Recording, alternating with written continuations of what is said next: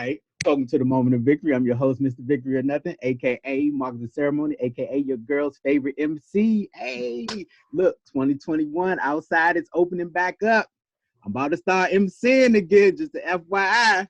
The girl's favorite MC is on. Look, none of that though. I have a special guest with me today. This is the lovely, the talented, if she wasn't married, I'm telling you, I'd be on her line because they say the best way to a man's heart is his stomach, and she is the best cook in this DC, Maryland, Virginia area I've ever had. I won't say the world, but she jive dope. Miss Alana Hunnicutt-Carroll, Hunnicutt/Curl. Is it slash or is it? Oh, it's hyphen. Hyphen Curl. How are you doing today? Doing well. Thank you so much for having me, MC Marcus. And you can just call me Chef Alana. That's good. Chef Alana, not to be confused with Chef Boy. No, stop. Hey, look, like I said, I think, as you know, because we have talked, I think you are superb at what you do. Oh, thank you. I really do. You don't know this, but when I had the Rona not too long ago, out of that 2.5 weeks, 2 out of the 3 actual meals I had was your food. Because I said my brother. I sent my brother to you. Look, in my deadness, I was like, "Yo, she's selling food this week." So, well, I'm glad you're still here. Shout out to Markel, by the way, man. Yes, you guys are great brotherhood. I was like, yo, but 2 out of the 3 times the food I ate, because I couldn't eat every day, I didn't have appetite. And I was just like, well, I'm a save it for this Friday when Alana, selling her dinner. So you came through in the clutch for me during the Rona. Well, thank you for your business and support. And I'm glad I was able to feed you and help you fight through that Rona. And you're off on the other side. You made it. The upper room. What do you say? The upper room. Well, the other side. Your last meal, so I don't know. No, it wasn't my look. It wasn't my last meal. So exactly. As for those of you who know, and for you new viewers today, the Moment of Victory is I tell the story about when I started MCing. So I was at a party, and this dude I know, like one of my boys, he was actually DJing at the party, and like it was dry. Like it's not because of him, but it was just like, you know how crowds be. Right. They just wasn't feeling it, or they just wasn't in the party mode. And so he hit me up, like we was talking. He was just like, "Hey, can you do me a favor? Can you liven this joint up?" He handed me the mic. And when it was over, he was just like, hey, it just got better. I don't want to say it's me, but it was me. But because of it, he was just like, yo, like, you really good. You ever thought about doing this? And I was just like, nah, or whatever. So he was like, hey, can I call on you sometime if I was like, yeah, sure, whatever. You know what I'm saying? So like he had a wedding like 4 months later. He was like, hey, I need you to do that thing for me that you did at that party for this wedding. He was like, look, I can't give you much. I can give you $200. I'm just like, $200? All right, that's a bet. You know what I'm saying? So I did the wedding for him. You know what I'm saying? When the wedding was over, father of the bride, you did a great job. Gave me $100 tip. Wow. His brother, uncle of the bride, man, you was awesome. Side note, these are white people from Tennessee, by the way, too. Okay. It's like, yo, you did a great job. Awesome. He gave me $100 tip. Wow. And then just other people gave me tips, like, and it equaled out to another $100. So I got $300 in tips. And he was like, man, I told you was good. Wow. And he was like, I ain't gonna pay you because you got tips. I told you I was gonna pay you. So he gave me the $200. I got $500 that day. Wow. Just doing that. So with that being said, tell me 2 moments. One, the moment you knew you could really throw down in the kitchen. And 2, the moment you decided to make this a business. Well, first, let me speak to, what you said about your MC. It's amazing how people push us into our purpose and we don't even know what's going to happen. And, being at the right place at the right time. And it's kind of the same thing that happened with me. I always liked to cook because my mom and dad were cooks. Both sides of my family were cooks. So when I decided to do it and they loved it, I knew I had something because my family is very critical. You know, they are cooks on both sides. So they didn't like all black families. Well, I mean, listen, not everybody grew up with good food, believe it or not. Black families are not. But, you know, my family, I know for a fact that they were great cooks and that if they liked my food, I was on to something. And when people tell you it tastes like, you know, grandma cooked it or you got an old spirit taste in your food, you know you have something. And so I kind of, you know, it's funny because I love food for a really long time. I actually went to school for culinary arts, but I never looked at it as a full-time business. It was always going to be just a part-time thing because in my mind, you know, working for the federal government, you know, having all these degrees, and, you know, having that type of foundation when everyone said, you get in the government, you know, it was a great foundation, you'll be good to go. I kind of chased that and always put the cooking to the side. I'll get around to it when I want to. But every time someone tasted my food, they just would not let it go. Like if they tried my food, they always knew me for my food, right? So I couldn't shake it. I tried that. When people would call me, they say, oh, you did my cousin's event 3-4 years ago. Can you do mine? I'm like, you remember me for 3 or 4 years ago? Like, I'm sure you tasted someone's food better than mine within the 3 or 4 years. But no, they still seek me out.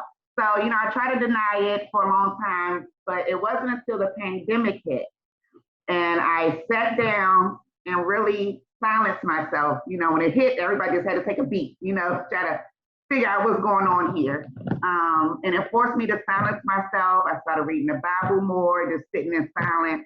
And, you know, I made a promise to God. I said, I'm so sorry for you giving me this passion, this gift, and I've been doing it half-a, the best way I can describe it. I said, I promise to give my all to this business, give it 100%, not do it part-time anymore, and just go full force.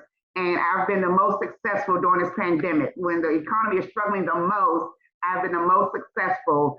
So when I came into that covenant with God that I'm going to give it my all, all these doors have been opening up. And so it wasn't until last year. I've been doing food since 2003. I went to culinary art school. It wasn't until 2020 that I decided to give it my all. So. Yo, that's crazy. That's crazy because I told people now the MC business suffered, but that's because people just weren't having events. Yeah, absolutely. Stuff like that. Yeah. So, you know, I lost a lot of them. But the clothes, the victory clothes, when I tell you I didn't go for like the first 6-7 months of the pandemic, man, I didn't go 2 days and ain't nobody buy nothing. So that's amazing. Man, so I feel you. I feel you on that. I feel you on that. So tell me something. Tell me something. Because I've been pricking you a little bit. So you just jump right in. Not that you're successful because of me, but you just jump right in. Like you just the first time I knew I was going to kind of make it a business, I would just do like one of my friends or know someone that's having an event. Oh, can you cook for this? Can you cook for that? Kind of word of mouth, never really promoting myself. Just people remembering my food is good and can you cook for my event? So I would do that. And then, sorry, my phone is blowing up. I would do that. And then, like I said, just do it part-time. It wasn't until my brother went to my nephew's birthday party and my brother had invited an extended family member and they was having a Christmas party and she was looking for a caterer. And my brother was like, oh, my sister cooks. I wasn't a caterer. He just knew that I cooked. You know, I like to cook food. He's like, oh, my sister cooks. And then so he linked us up and I worked with her and I catered the event and it got rave reviews. And that was, I don't know, 6-7 years ago. And I'm still her caterer today. And so, yeah, so that's when it started to be a business. I was like, okay, maybe I can do catering on the side. So I would just do it on the weekends and do different events. So I ended up doing a Christmas party, then I did a bridal shower, then a baby shower. So it's like, I've really, you know, seen our family grow. I'm trying to, look, pause for the cause. Them Bria tacos, them, when I tell you them joints was heaven sent, when I tell you, because you know I like the fried fish too. I was just like, no, I'm gonna eat my tacos first. I bought 2 that day. Right. You had the bread tacos, I bought 2 because I was like, all right, I'm starting to get my appetite back. Okay. So I bought something for Saturday too. And I was Okay. just like, so I saved the fish for Saturday. I know the fish is bomb. I'm gonna always get the fish. I was like, let me try these tacos. When I tell you, I was like, oh, this, oh, pause, this stuff, man. I was just like, Messy, but messy I food don't is good know food. what she did to this joint, but I was, oh, real quick. How do you balance? Because in promoting this entrepreneurship thing, we always think, oh, I don't have time, or oh, it's scary. You seem to dealt with both, like just jumping out there doing it full time, but you're also a wife, you're also a mom. Like how do you finesse life and business at the same time? Well, it's not easy. You're going to fall short in every area at some point or another. So that's for sure. Right now, you have to decide to take that sacrifice and say, you know what? I'm going to sacrifice a little bit of time with my family. I'm going to grind out for this amount of time to build my business. And then when you put people and things in place where I'm at now, where I'm actually hiring people so that they can take over and can free me some time to, spend more time with my family and do the things that I want to do. So I feel like I grinded hard, sacrificed a lot. And so now I'm ready to, kind of spread the work out amongst my staff and employees. So you kind of already touched it a little bit, because the next question is, so what's next? Okay. So what's next? You got some people. You said. So what's the move? Well, what's next? In the culinary world, everybody and their mama is cooking now. So, a lot of things I have to keep to myself. You got to kind of move in silence. But just know there's a lot of things coming down the pipeline. We can discuss sauces, seasonings, specific events, and, just pivoting in different ways and adding more things to my business. So just keep an eye out and things are happening. Okay, so when you say that, just know. So first of all, let me tell you, because people accuse me of this sometimes, and they be like, yo, you be faking, or like, you don't have to do this. I say, so here's my thing. All my friends, family, whatever the case may be, you have a business, I'm going to support you at least once. I can't push the narrative that, black business, and I don't support you. So I'm going to support you at least once. I had a friend who, for like 5-6 years, he doesn't do it anymore, but he made his own barbecue sauce. Okay. And I grill, like I'm a griller, I smoke, I'm probably not as good a cook as you, but I get busy on my grill. People always want me to like do stuff. And he used to be like, you don't have to, he was like, you don't gotta fake. He was like, you don't gotta keep out. I was like, so when I keep coming back, and I'm saying this to you just because I don't want you to think I'm just, but he was like, if you don't like it, it's okay. I was like, look, if I ain't like it, I wouldn't keep buying it. Right. Like, I support everybody once. Right. If I like you, I keep coming back. Okay. So I'm saying that to say your food is bomb. We're not gonna get into the particulars, you know what I'm saying? But if you are getting into rubs and spices and sauces or whatever, I grills. The summer is approaching. If you need a guinea pig, you want, hey, try this out on some ribs or some steaks or whatever. I throw them on the grill, let you know how I do. But okay, that's already stamped. That's a go. Just throwing that out there. All right, so we about to close this out. I like to close this out with with something I like to call I got 5 on it.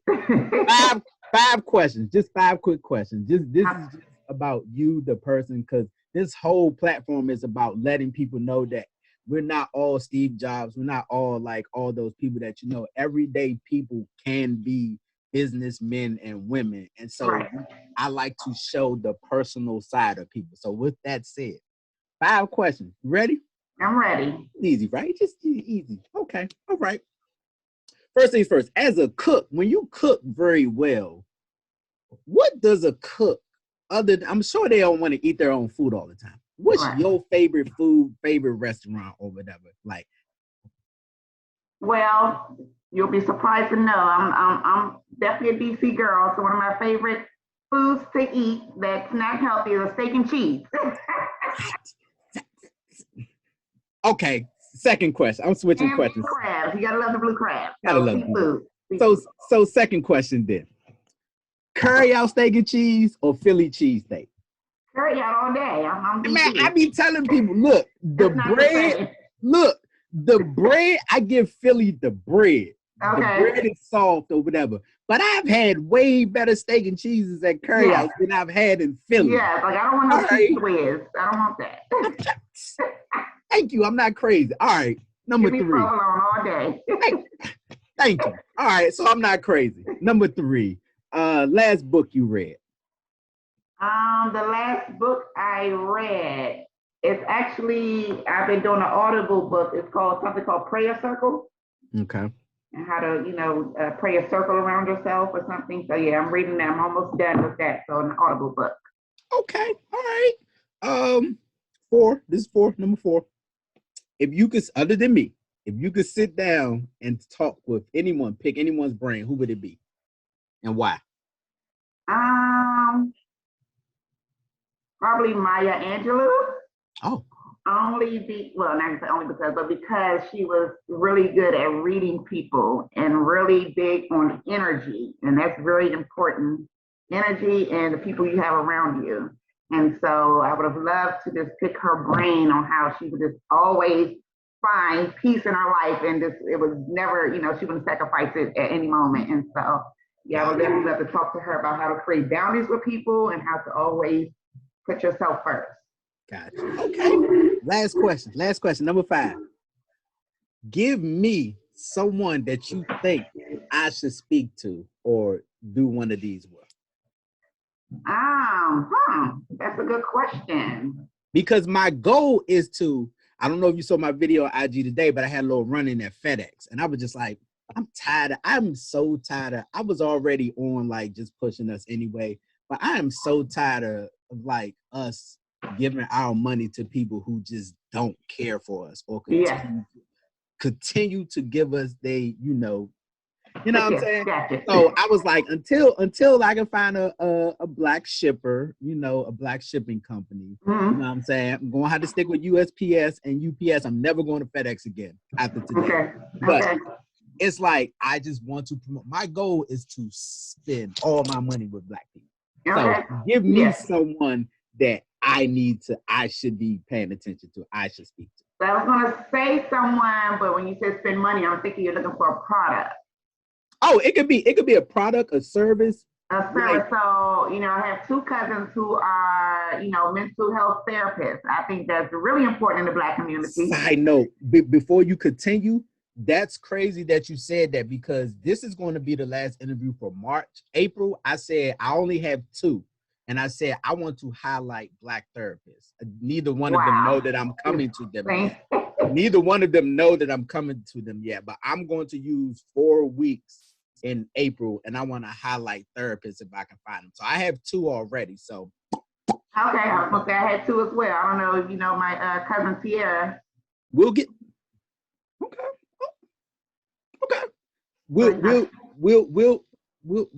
You'll give me that information, and I want to make that happen. But that's crazy that you said that because I said so that's what I would recommend as far as that.